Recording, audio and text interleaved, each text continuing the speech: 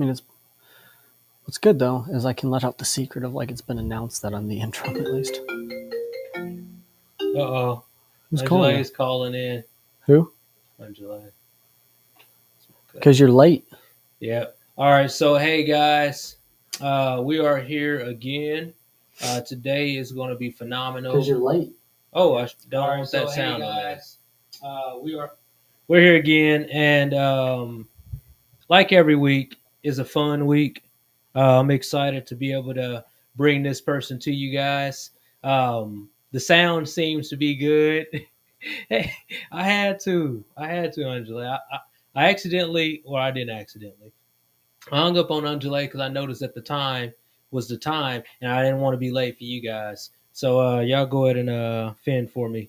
But tonight is going to be amazing. I'm excited to be able to have this guy on. He is a longtime friend of mine, as well as a fellow musician, as well as a fellow worship musician, as well as a guy who absolutely loves to work on his craft. And so that guy, I'm not gonna give his name yet. Should I give his name yet? I'm gonna give his name.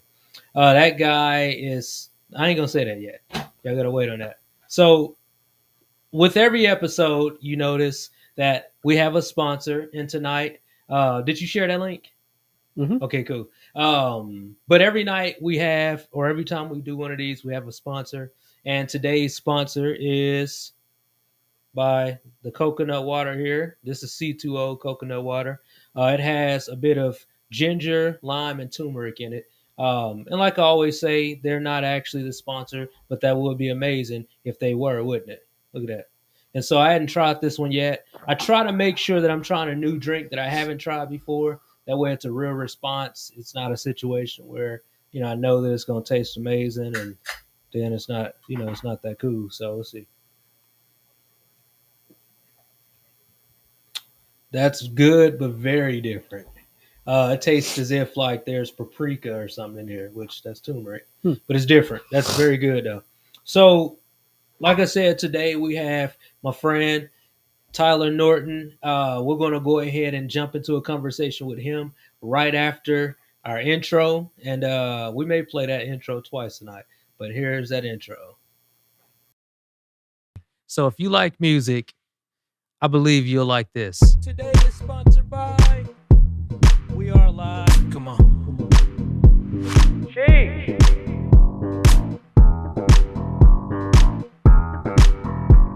Come on. Welcome to Story and Notes. All right, so guys, this is my buddy, my pal, my friend, my brother from another mother, Tyler Norton. Tyler, how are you doing tonight? I'm doing great. I'm excited to be able to finally come on this. I know that we've had some scheduling conflicts in the past. Yes. Yeah. It used to be a situation where you didn't want to make time for me. No, I think it was more of a Thursday nights or kind of practice nights for a worship team. That is true. Kind of creates a bit of a struggle, but I'm glad to be here. You know what's funny about that? Like, so it was an afterthought for me, knowing, like, thinking about the fact that every worship team in the United States, at least, likely practices on Thursday nights at that same exact time. And that's probably 85% of who, I interview and who I talk to on a regular basis. And so once I realized that, I said, oh, snap, this is not good. Now, I didn't switch for that reason. You know why I switched, right? Why'd you switch? So my daughter, Danielle, she has cheer, and her cheer stuff is coming up, and she's got it pretty much every Thursday. So I'm like, there's no way that I'm going to be missing her cheer stuff every for Thursday. Sure. And so that's why we got the switch. But, dude, tell me a little bit about yourself. And this Angela gonna hit us with some questions here in a minute, but give us a little bit of background. Introduce yourself. Introduce, your wife, you married, kid. Just give me a bit of that. Yeah. So I mean, I'm married to my wife Delaney. We have our 8-month-old son Ari. Be 9 months here on the 25th, so he's a Christmas Day baby. Which is awesome. But yeah, no background as far as like we'll go into music. I grew up, music is a huge part of my background. I grew up on 80s rock. Yeah. Like first concert ever was Def Leppard and Bryan Adams. Yeah. Perfect for a like 10-year-old. Yeah. Yeah.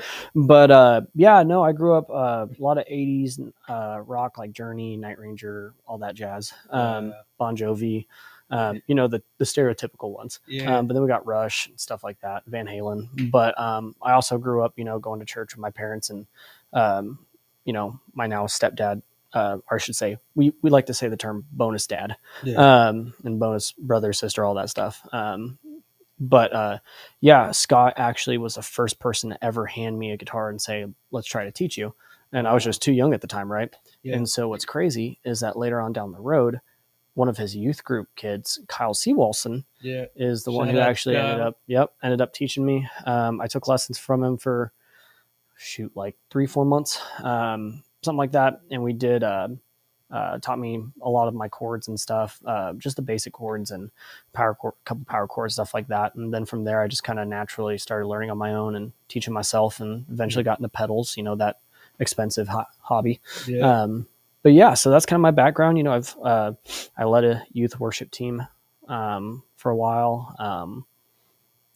I put down my guitar for a while, and then I had to come back and relearn. And that's when I started getting around New City, and that's when I got around you and Pete, and started playing in the Edge. And we used to just, blast it out there.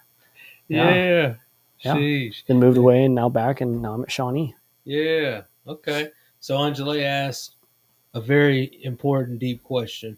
She asked, all right, favorite Journey song. Come on. Favorite Journey song. Oh, geez. Yeah. Want It That Way and Don't Stop Believing, just because Don't Stop Believing is such a classic. Yeah. It's just, you can't, I feel like you can't. Pretty convinced that it's got to be one of the best. Not saying, there's not a million best songs, but I'm pretty sure it's one of the best written songs ever. It's a perfect song. Oh, for sure. Yeah. It's one of those that's always a classic. Yeah. Even if you get tired of it, a week later, you're going to be like, oh, that sounds great. Perfect song. Yeah. Lyrically, musically, for sure. sonically, perfect song. For sure. Man. So she asked, Angela also asked, really, Angela, no captions this week? I don't know what's going on with that thing. That sucks. We'll get that worked out. How long did the guitar take you to learn?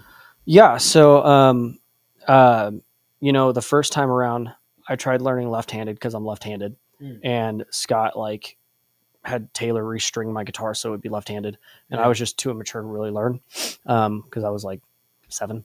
But then after that, when Kyle taught me, it was actually, I'm naturally musically gifted. I could play trombone, tuba.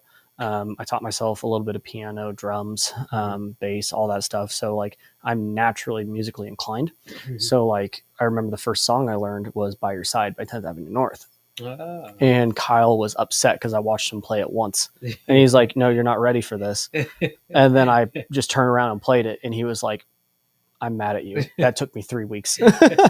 So for me, and my wife hates it too, because she plays violin and she won't even let me touch it because she knows that I'll just pick it up really quick. And she's like, you don't need practice. You're already fine. And I'm like, I still want practice and stuff. But I naturally pick it up. So it really, because you never stop learning, but as far as how quickly I pick up on it, really quick. I think that's something that musicians do with their passion, their love. You're always figuring out new things, always figuring out your style.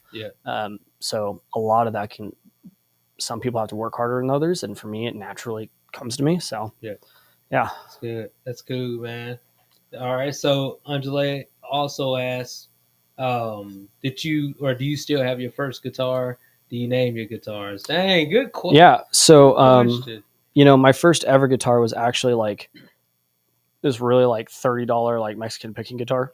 Yeah. And it was the strings were way off the neck, and it was something you buy at a thrift store. It's at a carnival type thing. And this is better. This is 1,000 times better than what I had. I actually ended up breaking that by smashing it on the concrete when I got older. But I don't consider, I didn't want it anymore. I seriously hated that thing. But let me say that yes, that was my first guitar, but it wasn't my first true guitar, because I really didn't learn on it. That was when Scott tried to teach me. Yeah. When Kyle taught me, my mom actually went out and bought me a Les Paul. It was an Austin Les Paul that I still have to this day. Yeah. The pickups are worn out in it. So what I'm wanting to do is I'm wanting to rebuild it with actually I'll have Chris Hendricks help me with it since he just helped me with Shout mine. out to Chris Hendricks. Oh yeah, I love me some Chris. But to answer your next question of do I name mine? Yes, I do. They're always girl names. I don't know why. They're always girl names. So like I just had Chris Hendricks rebuild an old guitar of mine, and her name is Frankie because she likes to get cranky. And the reason that her name is that is because I always called it my Frankenstein Les Paul because it's some Chinese knockoff, but it has the weight of a Les Paul, like a Gibson. And it looks like a black and gold Gibson custom. Like it looks beautiful. And beforehand, like the pickups wore out in it. Like it wasn't wax potted, so all the vibration would send screeching sounds. Like it was really unplayable. So what we did is I really like the action on it though, the thinness of the neck, the thinness of the body, even though it had the weight to it. Explain to them what the action is. So action is how really low action, which is kind of weird to think about because low action means you would think, oh, I can't go up and down the neck really fast, but low action is actually the faster or easier it is to move up and down the neck. High action is a little bit harder. With mine, it's so low that you just got to touch the string. And that's how I like it because then I can just glide across it. And what I did with it is I actually used, shout out to Dylan Tones.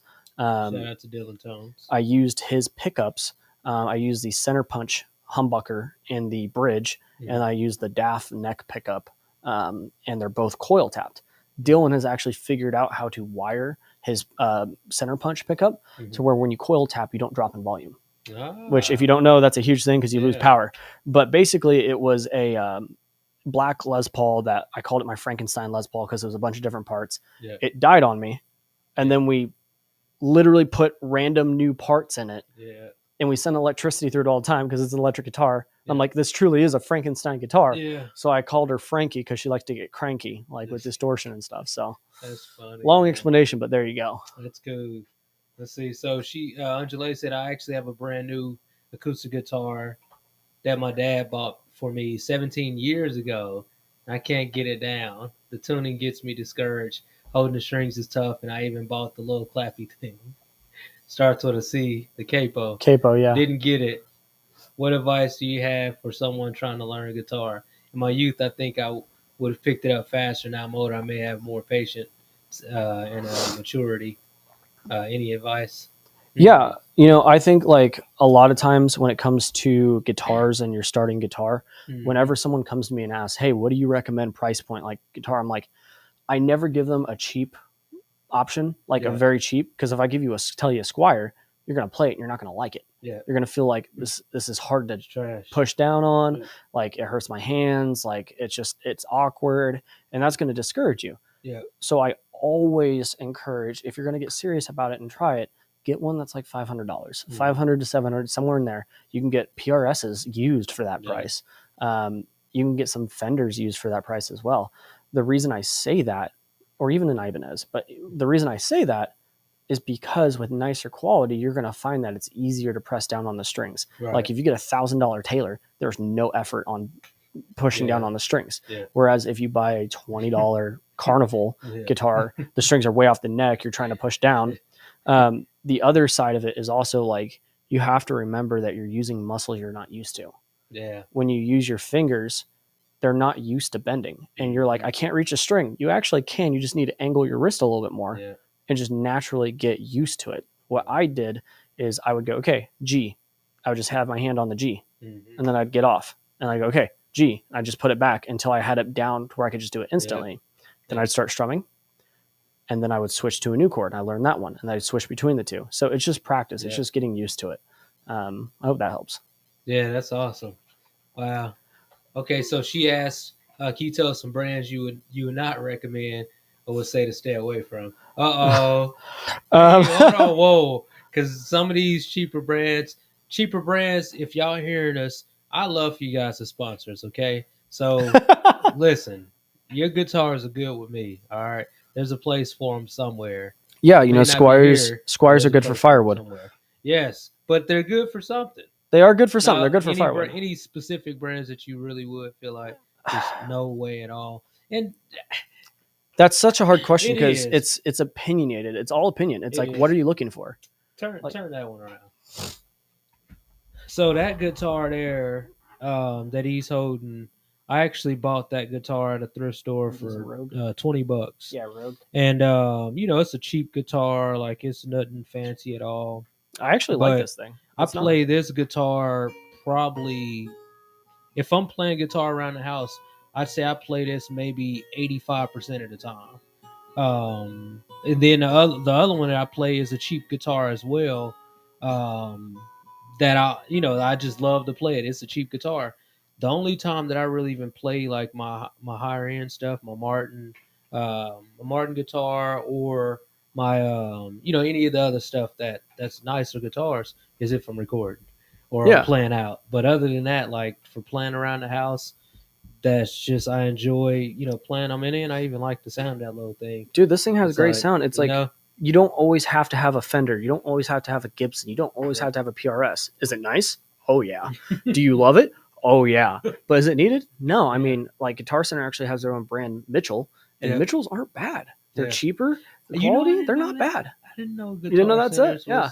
was And like to answer your question about a Yamaha, I Yeah. think it really just depends. It depends on what type of Yamaha you're using. Because I'm going to be honest, there's some Martins I don't like. Mm-hmm. I don't like the way they feel. I don't like the way they play. Yeah. I don't like that.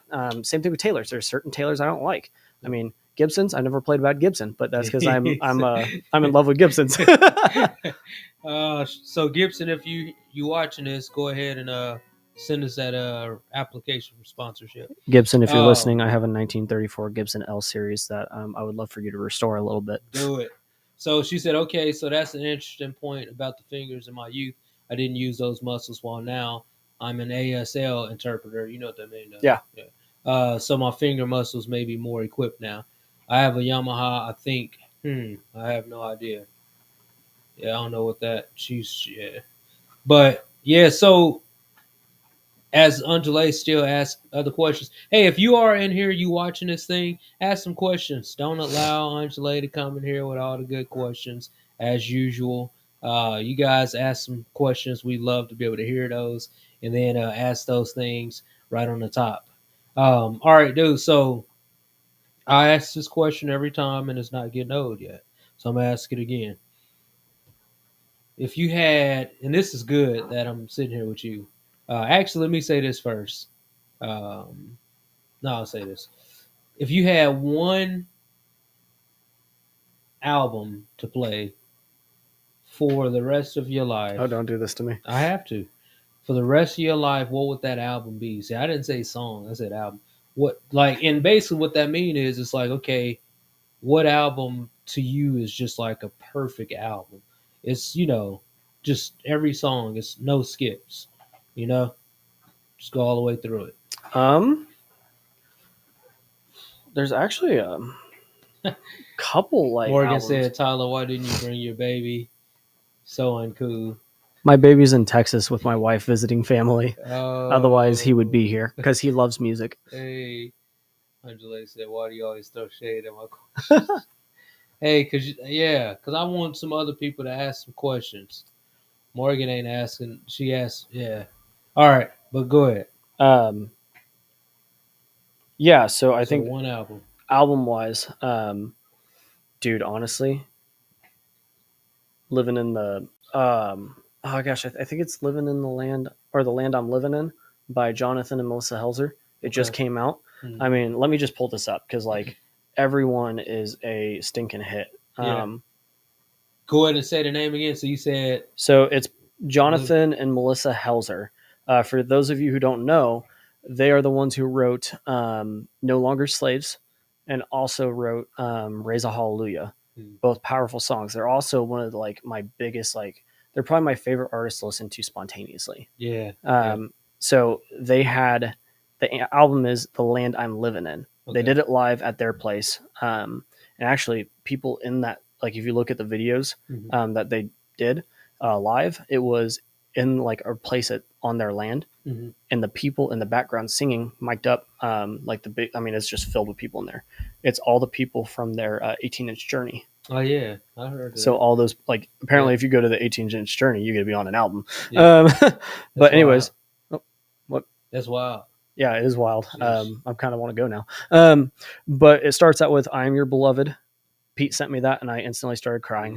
Yeah, Um, Running home, the whole thing is spontaneous. It's great. yeah, I lose my ability. yeah, That one's awesome because I'll just give an example.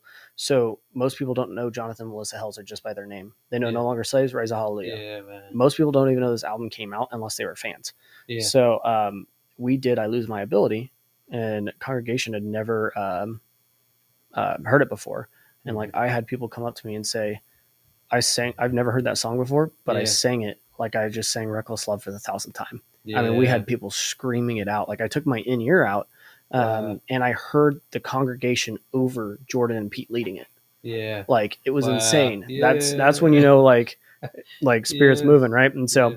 you go from that to "We Make Space," "Father Jesus," "I Can't Get Away," "Downpour," "Fourth Man," "Magnificent Trinity" is also amazing. Mm, "Sound Mind," mm.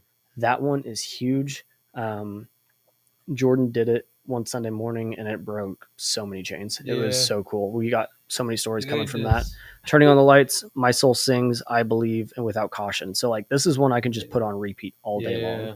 Goodness. My goodness. Yeah. So Angela had asked, as a parent and musician, I'm not sure if you said you record music. What are your thoughts on allowing your child to freely play and use their creativity in your music and give your baby credit for the contribution? Uh, It's a good question. Hmm. so like, are you asking if I ever record music and let my child like just be in it and Yeah, like just get involved. And I mean, you could even use that just with just your practicing and yeah, so I actually jamming. like it's kind of cool. So like when Delaney was pregnant Mm, with Ari, that's all he heard for 9 months mm, because Delaney will sit down in our office that we have in our house, mm. and I'll practice down there, and she likes to spend time with me and worship with me, and Ah, so like for 9 months, that's all he heard in the womb. So when he came wow. out, naturally, like whenever I play, like big grin, big eyes, like Yeah. at church, like he always looks at me on stage. Like I can just always make eye contact looking at stage. Yeah. He like it like took him to Guitar Center and he just lost it. Like even Wow. as like a 7th month old, he was like he was asleep on my shoulder and he woke up and he's like, and then someone started playing guitar and he was like, whoa. So like Yeah. yeah, he just that's all he heard. So when we go Dang. down Wow. in the basement, like our dogs go down there, Mm, like they like Lucy literally jumps around when we're worshiping and stuff, and yeah. um, Ari is like Wow. laughing, giggling, loving it. So yeah, like That's so cool, man. yeah, Let's see. So, Angela asks, "Who's the best guitarist of all time in your opinion, Lincoln and Brewster why?" hands down. Dang! It took them no time. So for people who don't know, Lincoln Brewster actually traveled with Steve Perry of Journey for Yeah. years. Okay. Randy Jackson said, "Hey, Steve, I've got a guitarist that you need to be with, like me." Wow. And so Lincoln played with Steve for traveled with him for years, and Wow. then that's when Lincoln broke off and became a Christian artist on his own. Yeah. He was already a Christian, just traveling with Steve Perry. Wow. And Steve Perry actually said, like, there's something different about this guy. Like, he Wow. was just a great human being, and like, there's Yeah. just something different. So that's Yeah. kind of cool to leave that impact on someone like Steve Perry. And Yeah. so, no, but like, not to bash on any other guitarists, but there's some, I won't say their names, but there's some that like insanely good. We look at them as like some of the greatest guitarists. They play live and they're a little sloppy. Yeah. They're not really Yeah. technical. And like, then you look at Lincoln Brewster and legitimately like the dude, It's sharp. like you listen to like a track, like a song, and you think that this guitarist, like, there's no way that they sped that up in the studio. There's no Yeah. way he played it that fast and did that. Yeah. And then you watch it live and you're like, oh my gosh, he did it, and he did it perfect, like without even Wow. thinking about it. Goodness. Because like Dragon Force, the Fire and Flames, Yeah. sounds great on the record. Live, they're a little sloppy. Yeah. Like, Now I get it. That song's insanely not to discredit that at Yeah. all. Yeah. And at the end of a 2-hour performance, totally get it. Yeah. But like Lincoln Brewster. Brewster, the whole way through is just technically sound, Goodness. and so Yeah. like his heart behind the guitar, and like you can hear it. So Yeah. yeah, Wow. Dang, dude. Sheesh. So she asks, Angela asks, do you read sheet music or do you play by ear? yeah. So both. As far as sheet music goes, I'll look at, um, sometimes it's tabs, Mm-hmm. sometimes, but tabs aren't always correct. Mm-hmm. So I have to kind of like, it's a reference point. Yeah. Sometimes it is just, I look at chords and I just come up with my own thing, or I can play it by ear. Yeah. There's certain things I've had to learn by ear. Like, so the guitar solo so Corey Asbury has The Father's House. Mm-hmm. Well, they did a worship night at Bethel where Jonathan Melissa Helzer, Corey Asbury all came together, Yeah. and they did The Father's House, and they did it differently than the recorded album. And Mm-hmm. David Hislop has a guitar solo in there. Mm-hmm. It's a one-off. That's the only time they've ever done it. There is no sheet music. There is no. You literally have to just. Listen. So I had to learn it by ear. Yeah. So there's That's times when I've cool. had to do that. So it's a little bit of both, and Yeah. that just comes with practicing it. What's also cool is like, the beauty of playing by ear is like, so this weekend we're doing Lamb Mm-hmm. by Elevation, Mm-hmm. and cool part about it is it breaks into this like huge instrumental, and it's Yeah. like the guitar gets a little bit, but like there's a lot of freedom there for me to go do my own thing, Yeah. and so I can throw guitar parts That's in right. there Yeah. because like That's good. I don't just throw a guitar solo in just to throw it in. Mm-hmm. Does it have a purpose? Like serve the song is my Yeah. biggest thing. Yeah. So in that one, like when you break into a big instrumental like that, heck yeah, I freaking go Yeah. into it. Go for it. Just don't go crazy like overboard, Yeah. and just serve the song. That's cool. So Yeah. So, as a father who plays guitar, did you find that you and your wife bought many guitars and many violins for your baby? Does your baby show interest in music? we um we have not bought him any minis yet, mainly because he's a baby.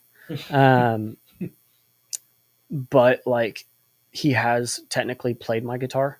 Mm-hmm. Like I've held a chord and he'll strum. Yeah. Like it's crazy because like newborns usually like 8 months they just hit. Yeah. Like they just like, but he actually will Yeah. That's strum good. to it. So it's kind of cool. So no, we haven't bought any, but does he show interest in music? Oh, by That's good. far. Like he loves to be in worship. Yeah. It was probably like the part that got me, like where I just started bawling on stage.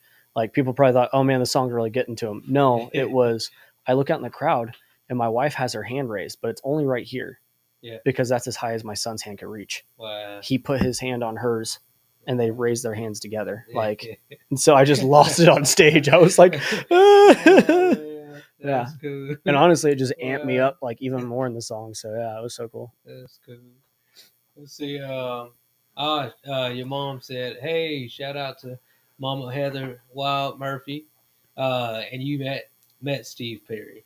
Yeah. You didn't say that. Yeah, I mean, I don't really like always say it. Yeah. It's an awkward story. So Okay. for people who don't know, Steve Perry is a baseball fan of the San Francisco Giants. Okay. And when the Royals faced the Giants in the World Series back in 2014, Yeah. my dad had actually gotten me tickets to Game 6. What? I was literally 3 rows away from Steve Perry. What? And Steve Perry's been known to sit in the crowd. Well, I saw him, but like there's a lot of people over there and stuff. Yeah. Well, I went to the bathroom and we were in the urinal next to each other. So awkward moment, but yeah. So I met Steve Perry there, like, hi, awkward teenager Tyler. But So you did say something to him? yeah, and he was like, he just was cool. Like, That's funny, man. so Thanks for sharing that. When did you discover Lincoln Brewster on your own, or was he introduced to you? K-Love introduced him to me. K-Love, the radio station. Oh, okay. So I just heard him on K-Love. Yeah. Okay. And then like we also did some of his songs at church, just not the guitar solo parts. Mhm. Like Everlasting God, Today is the Day, stuff like that. Yeah. And so when I went and listened to him, like, whoa, there's a whole nother side of this that we did Yeah. not do at church because I grew up in a Southern Baptist church. Yeah. And like the church I grew up in was actually Casey Carter's. And Shout out to Casey Carter. love you, Casey. Love you, Pops. And he like at that church, like it was like we had an electric guitar, Mhm. but no gain. You're not allowed to have gain, clean tone only. And you hear the acoustic over the electric. Yeah. Whereas- oh man. Whereas now it's like at Shawnee, it's like Yeah. you gonna hear electric. That's funny. It's funny you saying that. I'm immediately like playing electric guitar without gain is dang near like you might as well not plug it up. You know? It's like and it running just direct instead of through an it amp. It's just sucks. Yeah, it it's not sucks. okay. Um, what Angela asked, what are tabs? So tabs are this thing that like you can see. They're basically dotted lines. So you have 6 dotted lines. It's for, on the guitar it's the E, A, D, G, B, and E, and so it'll say like 12th fret on the string. So I know to go 12th fret here or the 15th, and then I know how to play which note. So like for Glorious Day, ah, it's been a while. Let's not do that one. But like for let's just do By Your Side. So for By Your Side, it would say right here, it would tell me to pluck these strings, put my fingers here, and it would say 0 if they were open because there's open strings there. I only put fingers down on 2 strings, and it's.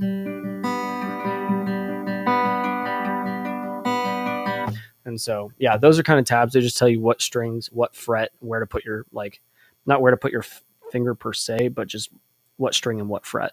Yeah. So then you can kind of figure out with your own hand there. As far as the next question of like learning, hold on. Learning sheet music. Can you walk us through what it looks like? Is it like learning another language, or did you take a class? So that was one thing that helped me is I was in band growing up, and I played trombone and tuba. Therefore, I knew how to read sheet music. Yep. When I picked up guitar, that actually hindered me. Because a lot of times when you are taught like classical music, it's right in front of you what to play, and you don't know the theory behind it. When you start to have chords, just a chord chart, and you have to dance around in those chords, then you start to learn, okay, this is what I can do here. This is kind of the thought, like, and then you like a lot of it is also hearing of like, chord voicings, which chord voicings are just, the same chord just in a different spot. It sounds different. That's why it's a different voicing. Like I can play a D like this, like this, or like this. Wait, sorry. So I can play different voicings. And so I think chord charts honestly are nice because it forces you to think for yourself. When you have a actual sheet music, like, if it's a lead line or something you really need help with it, then great. But if not, then chord charts really force you to actually think. Gives you freedom. Yep, and that's where you learn the theory. Yeah, that's good, man. Okay, so she asked, who is one artist you would want to work with because they're so versatile that you could gain so much knowledge from, and their resume is so heavy that it would change your life history? Nigel Hendroff. Nigel Hendroff is the lead guitarist for Hillsong. Okay. He's also one of their music producers, so he produces the albums. He usually travels with Hillsong Worship. I think he's done some United stuff, but like he's over all of it, so it's kind of. Anyways, he actually just had a Gretsch release of his own Gretsch. Wow. It's the Gretsch Penguin. Dude, it is beautiful. But like my tones, like a lot of my tones are actually a lot of times are based off of Nigel's. It's like, just for instance, Jackson Audio released a Broken Arrow. The Broken Arrow is actually one that Nigel developed with them. So he toured for. Tell them what a Broken Arrow. So the Broken Arrow it's an overdrive pedal. It's actually got 4 circuits on the left side. So that's like 4 different overdrives. So like a Tube Screamer, like TSO 808 is the circuit they based it off. Then you have the Magenta, which is not as like Tube Screamer like, but it's still pretty gainy. Then you have the Blue setting, which is more of a like low end. It's boosted low end. And then the orange one is a more cleaner tone. But you can get a little gritty with it. The right side of it is 4 different boosts. So different boosts, like you can have a high end boost or a low end boost or just an overall boost. There's a Tube Screamer boost, which is great.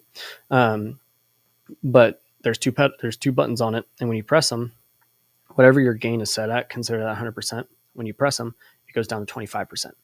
You press it again, it goes to 50, again 75, and then you're back at 100. The beauty of this is, as you know, as a worship leader, it's like you start out a song, it might be really clean sounding, and as you go, you want to add gain to it, but you can't really turn that knob with your toe, right? Unless you're barefoot. But even at that, it's still So this lets me cycle through that push. Yeah, gain that's cycles cool, to get there. dude. So Very he cool. helped develop that with his own tones, like what he wanted. He traveled with it for a while, put tape over it so that no one knew what it was because it was still Wow. project. And so I got a limited Goodness. edition one from him. Dang. Not from him, but I bought Yeah, it. It was the zombie green one. that's cool.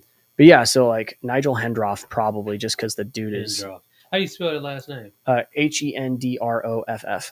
Okay.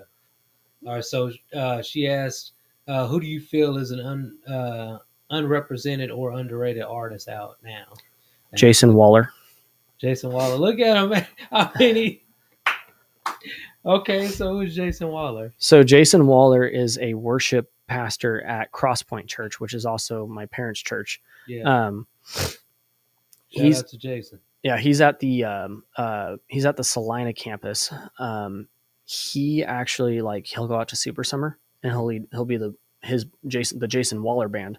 Okay. He'll lead worship out there for the youth camp all week, and it's Okay. cool because in high school when I went to Super Summer, I actually got to watch him like Yeah. play, and yeah, so like I'm a huge fan of him. Like his music is amazing, like his voice is amazing, like I know he used to travel. I know he still kind of does some of that, and like you can like if you pay him, he'll come out and play a show and stuff like that.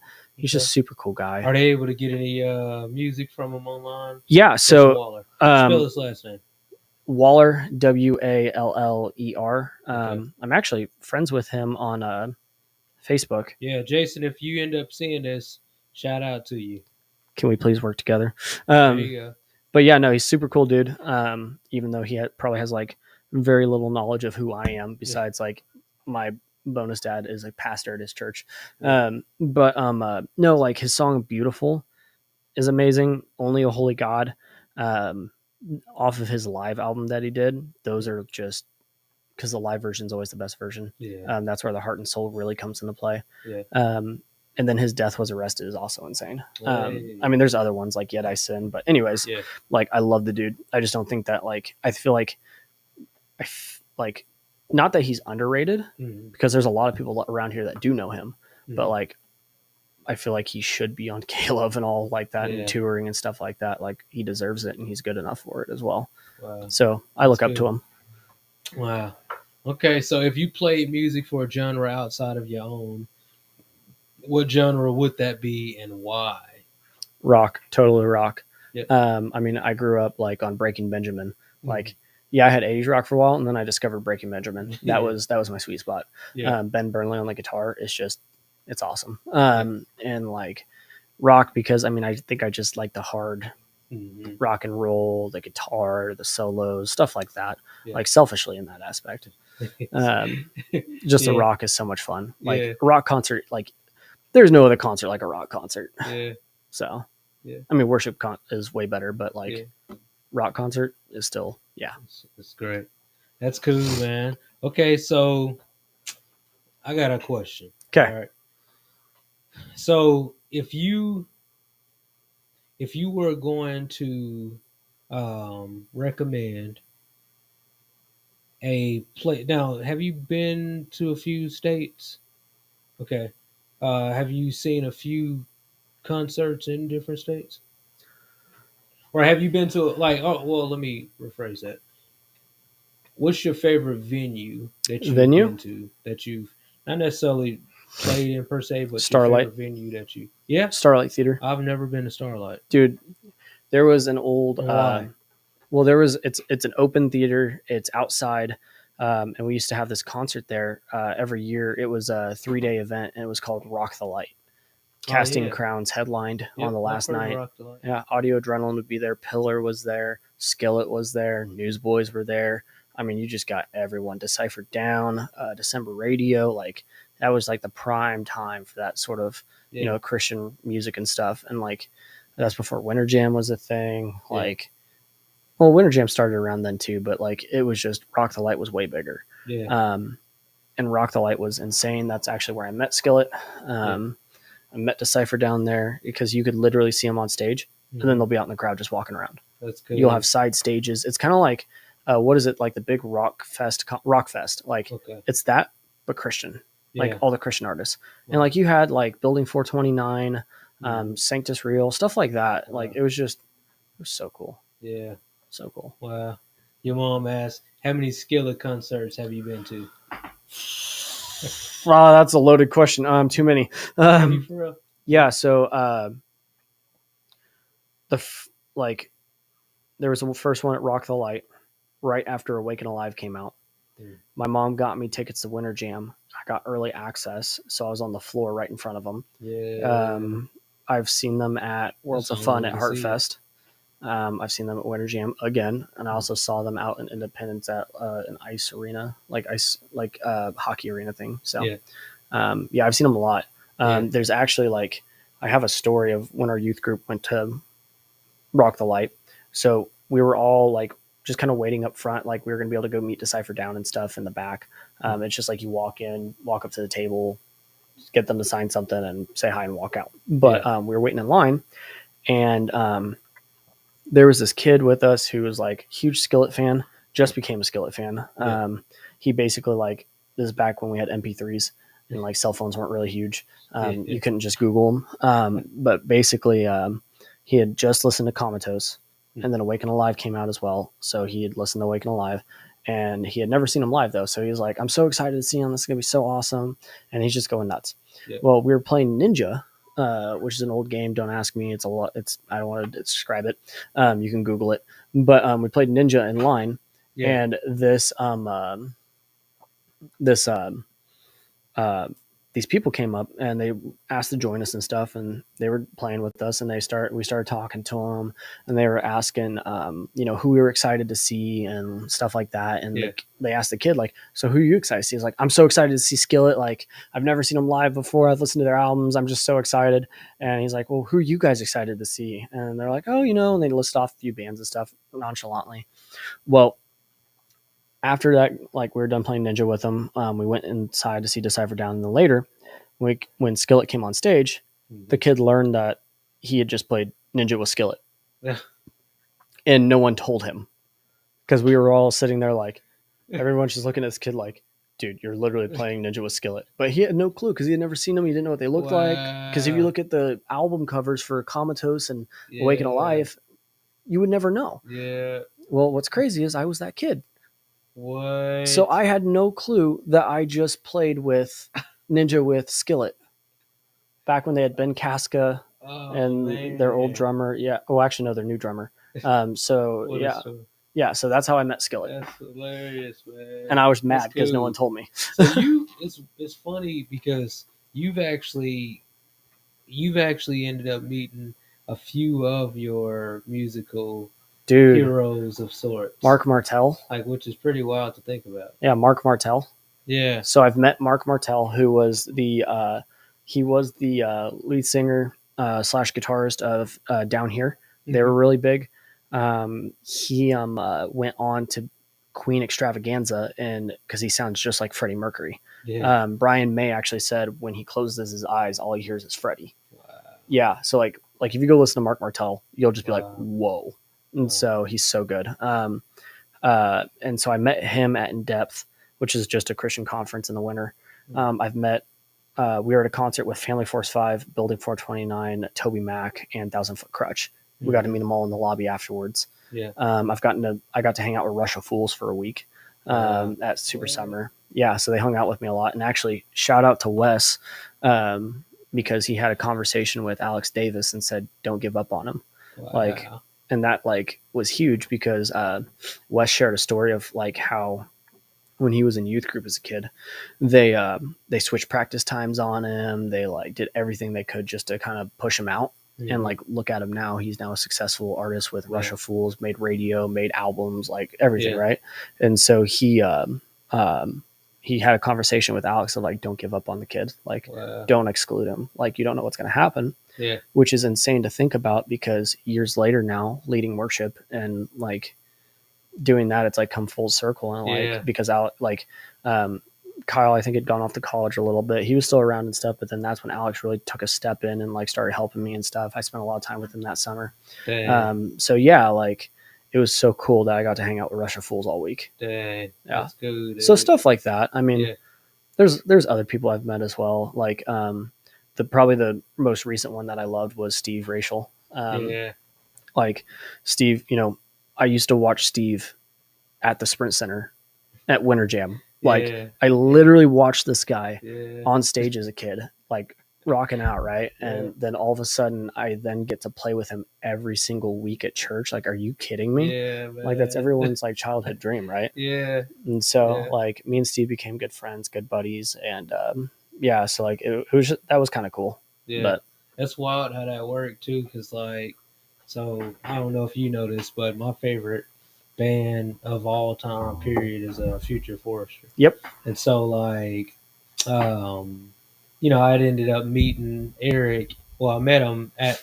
So they had came to what year was that? I think it was like 20, maybe 2015, 2016. That came to Olathe and played out of a church. It was Olathe. I think it's Olathe Bible at the time, but it's I think it's Journey Church or something yeah, off 151st out here in mm-hmm. Olathe. And it was a Christmas show, and bar none, man. Like I've seen tons of shows at this point. Best show I've ever seen. Just as far as just the musicianship and just even just the eclectic amount of what was happening. So there was, tons of different Asian drums on the stage and just everything you could think of. And but I had been a fan forever. Like, and that's a band that's very unknown. But Eric Alyang is easily one of the best, composers, writers, but very unknown in a big scope of things. Yeah, Of course, there's an underground following, large following, um, but met him then there, and I was giddy and stuff because I had been listening to him for years at this point, and I'm excited to meet him and stuff. I think I'd been listening to him for probably 8 years by that time. Bought everything, like everything mm-hmm. that they put out, and so I get to meet him afterwards. And this was it was the church wasn't a super small church, but it was a small venue in a sense for this type of a thing, and just very down to earth or whatever. Years pass and stuff, and then come to find out, I got the chance to work with him on editing some video for a song that he is putting out back in 2020. I believe it's 2020. I remember that. Yeah, Yeah, man, and you were all giddy. like still even now, Yeah, it's the weirdest thing ever because it's like here it is. Literally, if there was anybody that I ever wanted to meet, that was it. And so it's like for that to happen and how that happens, what I mean. That's why yeah, I'm like, just it's so cool to think about with your situation of like you go through this process of like just your journey in music and things that you're doing, and it's like really all it is a matter of just consistently working, like just consistently honing your craft, consistently, you know what I mean, like agreed. God being isn't a gonna. steward of of your time Yeah, with it and God's all not going to that. give you a gift if He's not Yeah. going to have you use it. Like Yeah. He gave you this gifting for a reason. Yeah. Like being like good at guitar and musically inclined in other areas as well. Like that's for worship leading. That's for like Yeah. God is using that talent for His glory, right? And Yes. so it's so cool Yeah. because like I also get around people like Dustin Smith. Hmm. And so like that's insane. Like who would have thought that, right? Yeah. And so getting like to worship with him every few months and being able to hang out with him, talk to him sometimes, like Yeah. like because like afterwards it's like he's just hanging around and like just go up to him and have 15-20 minute conversation with him, just chat. Like how cool is that? Yeah, man. Yeah. So like it's so cool to think about because you're like, huh. And so yeah, it's and then like to hear things like Steve one time he said to me, he's like, uh, which like was huge and like because you always have that question of could I have gone farther? Could I Yeah. have made it? Because like at this point in my life, I'm not going to be touring with a Hillsong or Bethel or any of that stuff. Like there's no point. It's just not in the plans. Like right now, if God said tomorrow, hey, you're going to Bethel, cool, all Right. right, sounds Yeah. good. But like you still always have that question of like, could I have made it? What would have happened? And then to hear like Steve be like, dude, you totally could have toured. Yeah. Like you Yeah. totally could have done it like easily. He's like, Yeah. you're one of the best guitarists like I've ever played with. And that's not to toot my horn, but like Yeah. that's like every guitarist, when you get to Nashville and those levels, like they can all play, they can all do Yeah. great. But what's the tone? What's it? What do you sound like? Where's like you can hear someone's heart in a guitar, Yeah. and so or in any instrument to be for that matter, not just guitar. Yeah. But like to have like someone like a quote unquote child hero of like, Yeah, man. like again, future forestry, right? Like Yeah. here, have them here, like say like, dang, that's you're Yeah. good. Like that's all validation, right? You're like, Yeah. okay, I could have done it. Cool. So it's Yeah. always cool to have that. And Yeah, it's like, man. God gives you the talent for a reason. Now use it. Like Yeah. it's a gifting. That's So good. yeah. That's good. And so that's a good, I mean, that's a good word to just anybody who, for anything that anybody does, just in general. But definitely like within the realm of music, of just, of like being a steward over it, man. Being a steward of, um, nobody owes you anything.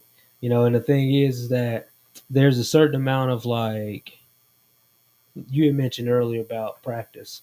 Like there's a certain element of like almost an arrogance when you are like gifted. So I've been involved in music since I was 9. And so there it would be arrogant of me to like think that, well, I don't need to practice anymore, or I shouldn't, spend time and make sure that, what I mean, I'm touching up and stuff like that. And but man, like there's such an honor to be able to actually do what we do with like sound. You know what I mean? No, Like for sure. just out of all the things that you could do or gifting that you could get or have, there's something super cool, something super therapeutic. Um, that's just, I mean, just super. Like I'm super grateful for. And the thing is that one thing that I notice about you, and I say this behind your back all the time, you're one of the hardest working musicians I've ever met. Period. So there was one other guy that I knew um, a few years back. It's been maybe 10 years ago. A guy named Joey. Joey, if you see this, Joey Denini, friend of mine, he had started, on keys and stuff, and he was practicing, and he didn't have any kids. Now this is what I'll tell you: if you ain't got kids, you ain't got no wife, not a whole lot of like extra responsibility. There's no excuse at all, which ain't an excuse anyway, but there's absolutely no excuse. Um, but that same mentality, so like he would really, really put in the time on his craft. Like he would spend tons of time just working on it, working on it, working on, practicing. For instance, I don't know if you do this every time, but 4 a.m. like at the church on a Sunday morning, who does that? 3:30. Okay, darn it, 3:30. So like, who actually does that? And so, you know, for me, there's a certain amount of, for somebody it may be like, man, that's just too much. It's too, it's too extra. But for me, it's like, dude, that's what like gratitude and like honoring what you've been given is. And so it's like when you realize like, dude, I don't have to be the one to get the chance to do this. That says a ton. Like Yeah. that, and it does not go unseen. And you ain't shouting it from the rooftops of, "Hey, look, I'm heading to the thing at 3:30." It's just a fact of like, man, there's that consistency of putting in that time, and when that happens, there's like it's a guaranteed growth. Like there's no way that you're not gonna grow, no matter who you are. Like it's impossible to not grow when you're putting in the time, you're putting in the hours. You're not only practicing, but you're researching. You know what I mean? Like knowing your stuff. Um, it's just cool, dude. Like Oh, super thanks. super cool, man. I appreciate it. Yeah, Yeah. yeah, I mean, like, it's like everyone always gives me like, I don't know how you do it, and I'm like, well, you know, people are like, how do you operate on such little sleep? Because not to toot my own horn, but like, I'll go to bed at like 1 a.m., yeah, midnight, wherever it is, yeah, and I'll be up at 4 a.m. yeah, It started when I realized like Navy SEALs get up at 4 a.m. every day. And I'm like, if a Navy SEAL can get up, go to work, and do what they yes. do Come on, like with little sleep, I think I can do it come too. on, And man. it Wow. really How long started you been doing that? since I went to Shawnee. Seriously? I would So actually. how did you start? Did you So, just start setting your alarm?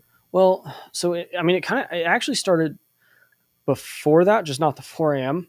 Mm-hmm. So like, Matt, don't hate me. But like, I had a key to the Edgerton campus Yeah. when I may not have been. I won't rat anyone out, but Yeah. maybe I shouldn't have.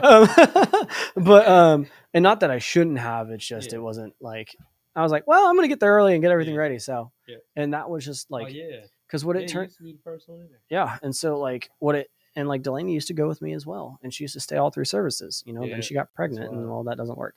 Yeah. But like, I think the biggest thing is like I realized that on a Sunday, and this is how it started. On a Sunday, I can go through the whole day really quick. It can slip away from me. Mm. So I want to make sure I'm up early enough, uninterrupted, no distractions, have my time with God. Mm. And so I would show up to the church early. And in Edgerton, I'd show up early, I'd have my time with God. Or if Delaney was with me, then I would have my time at home first, and then we would go. Yeah. In Shawnee, it's I get there, I pray up, I get ready, and then I worship.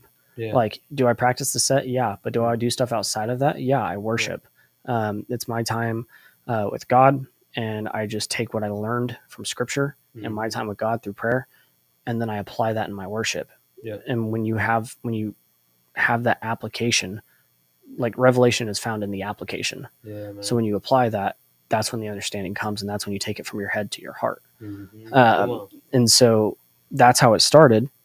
And I also wanted to make sure I had, because like as a musician, I need to know my parts. Mm-hmm. So that one, like as a worship leader, you should know your parts to the T, so that you can help others. Like if you haven't helped yourself, how are you going to help others? That's why when an airplane is the airbags come down, they tell you to put yours on first. Yeah. Because how are you going to help someone if you're out cold? Yeah. If you can't breathe.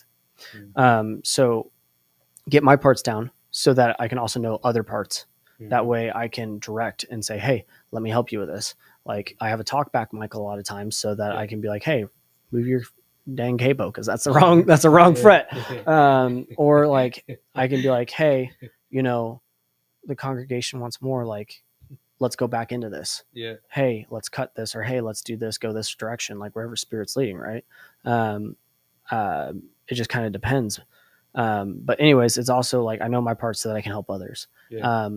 It also is I wanted time to pray over the room Mm. because I want to make sure that whenever someone comes in there, they're prayed for. Yeah. Like it's an atmosphere. I want to create the best atmosphere for the Spirit to move. Yeah. Like, will the Spirit move no matter what? Oh, absolutely. Yeah. If God's will, it's going to happen. But if I can make it easier, if I can make a better environment, right? Yeah. I always use the expression I heard from a friend of mine. Her name's Paige. Paige Lore. She shout out to Paige. She always how do I say this? She always said, "Is it so wrong? Like if you like a girl that you're in a friend group, you invite your friends over for a game night. Is it so wrong for you to shower? Is it so wrong for you to put cologne on? Is it so wrong for you to clean up around the house? Right. Is it so wrong to put on some music? Is it so wrong to dim the lights? Is it so wrong to, light a candle? Is it so wrong to set the mood? Yeah. No, it's normal. Yeah. So why don't we do that at church? Yeah. Why don't we set a space for the Spirit to move? Yeah. Like it can be really easy or really hard, your choice. Yeah. So that's I just want to, because it's also like, can God trust you with that? Yeah. What's her last name?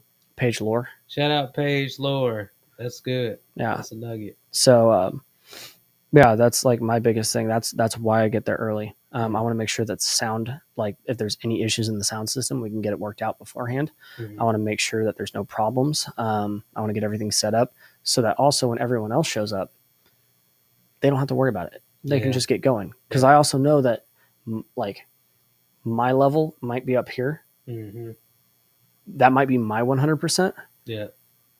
But my 100% is someone's like 200%. So like my 65, 75% is someone else's 100%. Yeah. So I realize that. So I want to make sure that when they come in, everything's ready to go. So they don't even have to worry. Yeah. Cause like, I just want them to worship. Yeah. That's my standard for the team is like, do we have to have people that sing in key? Yes. Do we have to have people that play the right notes? Yes. But I'm not concerned with someone's not necessarily concerned with someone's ability. Yeah. That can be grown. Yeah. We have amazing people on the team. Like if we look at the pure raw talent and Mm. like the accolades of people that we have on the team, it's insane. Yeah. Jordan sang in Carnegie Hall in New York. Yeah. She has sang in front of So 100,000 people before. yeah. She was on the travel team for the worship team at MNU. Wow. She's an insane singer, right? Yeah. And then you have Kendra, who toured her whole life with her family. They were professional artists. They put out albums, like, Wow. right. And then you Yeah. have John, who helps with our sound and stuff a lot, and he was out at Saddleback. Yeah. He also does sound for Dustin Smith. Yeah. Like we have that talent. Rebecca, his wife, plays keys at our church. Yeah. She graduated from IHOP University. Yeah. Like we have the people to be able to like help grow Yeah. that ability, grow that talent. Like Yeah. Phil's an amazing drummer. Brandon's an amazing drummer. Yeah. Cameron on bass is awesome, right? Yeah. Like so is Tim. And like we can literally grow people's ability. I'm more concerned about the heart and the worship Yeah, man. because as a leader, like everyone on that, there shouldn't be just a front man. Yeah. There should everyone on that stage should be a worship leader. Yeah. Everyone in the congregation should be a worship leader. Yeah. Like I told my friends Chris and Courtney Medlin have been coming to our the Shawnee location recently, Mm-hmm. and Courtney sang with us once, and I told Chris, I'm like, dude, like most people don't realize this, but you in the front row worshiping freely, throwing your hands up, and worship is a reflection of your heart. So you just offering that to God and like doing what He's called you to do. Yeah. That does more than us on stage. Yeah, because man. people look at us on stage and go, oh, that's just what the band does. Yeah. Oh, that's just what it's supposed to be. Oh, I can Mhm. never be like that. But then you see someone like Chris out here worshiping, and that gives them more permission than us. Yeah. And That's so it's like everyone in that Wow. congregation should be a worship leader. Yeah. That's my Goodness. opinion. Goodness.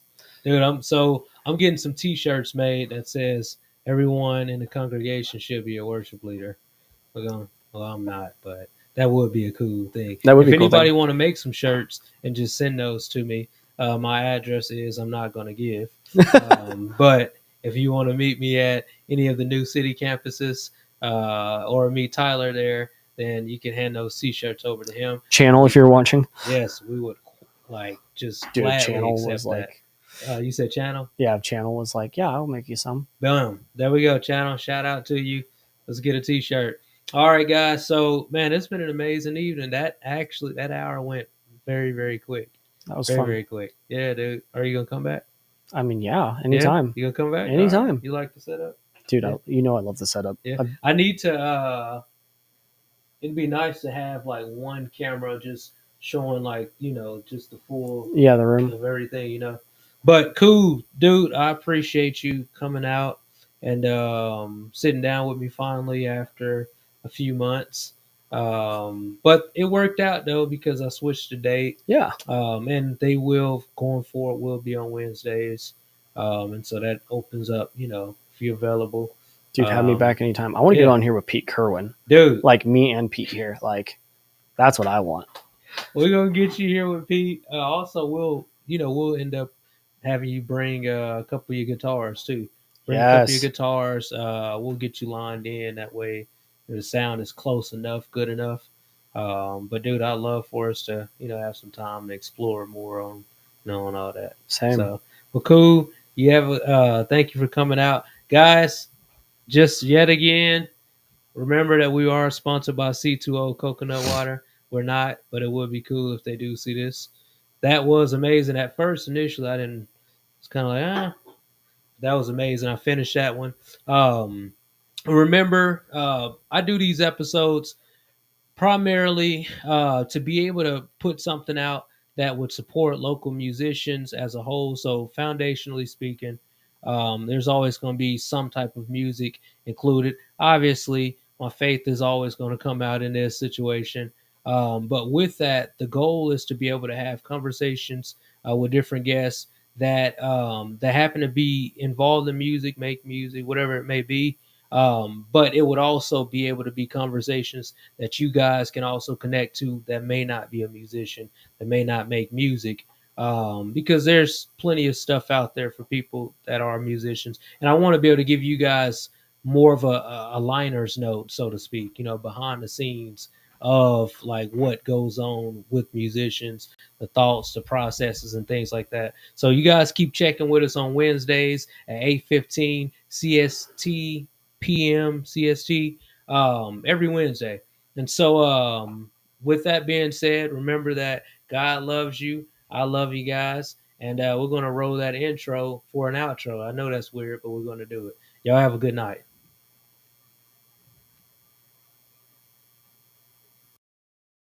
So, if you like music, I believe you'll like this. Today is sponsored by We Are Live. Come on. Sheesh.